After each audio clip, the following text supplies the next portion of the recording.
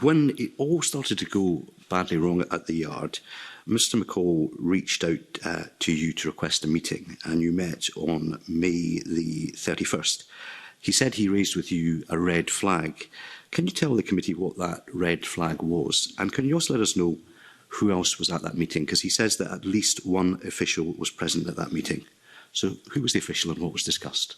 I think from, and I'm being as open as I can, these are, obviously I deal with several things on a daily basis. It's a pretty key meeting in relation to this meeting. From my memory, I think it was a special advisor that was with me, and I then asked for some work to be done out of that meeting. That meeting was the 31st of May 2017.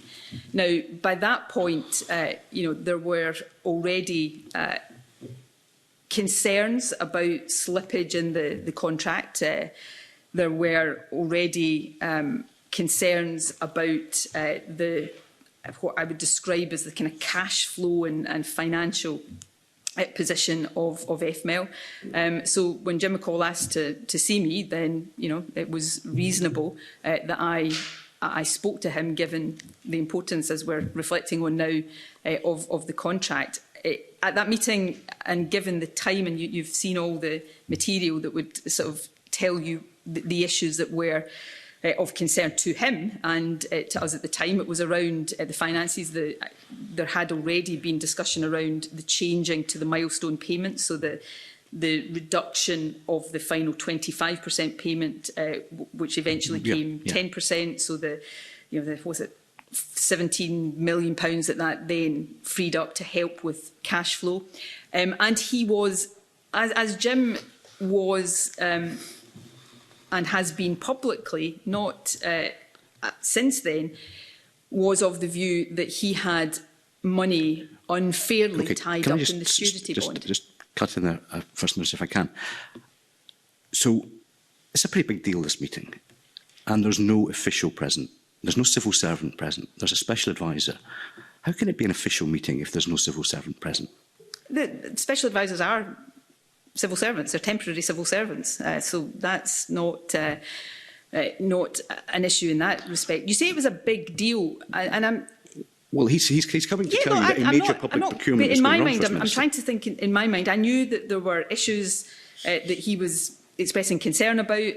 By that point, ministers were aware there were issues around slippage in the contract. Clearly, CMA were reporting regularly to what was called the project steering group. So it was a conversation that I thought clearly thought it was appropriate to have. Did I go into that thinking it was a great crisis meeting? Nor did I think I came out of it thinking that. It was, he had concerns about cash flow, and he'd had concerns about the structure of the milestone payments, and he had, which continued to be a concern that he expressed, about the amount of money that, in his view, it's not a view I would share, and it's not a view CMA would share, was unfairly caught up in what I think by that point had become the surety bond that replaced the builder's refund, the partial builder's refund guarantee. So these were the kind of concerns that he was expressing to me. I think not long after that, of course, he made the first claim to CMA for additional costs over and above the contract. So clearly there was already at that point tensions appearing in the relationship between FML and CMA. So that was the nature of that discussion. So where's the minute of that meeting? I'm happy to go and look at what came out of that meeting. From what I remember, I would have then asked officials to do certain things.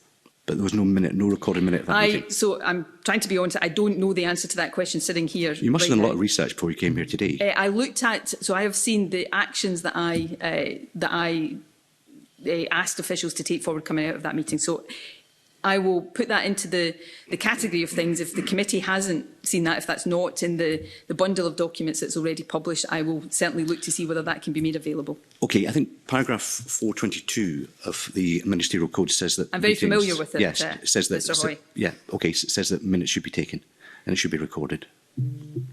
So I have seen the outcome of what I asked officials to do. So I will certainly, I will certainly look to see whether that can be provided to the committee. I don't see why it couldn't. OK, that's not providing me with a huge amount of assurance, to be honest with you. But regardless of what Mr.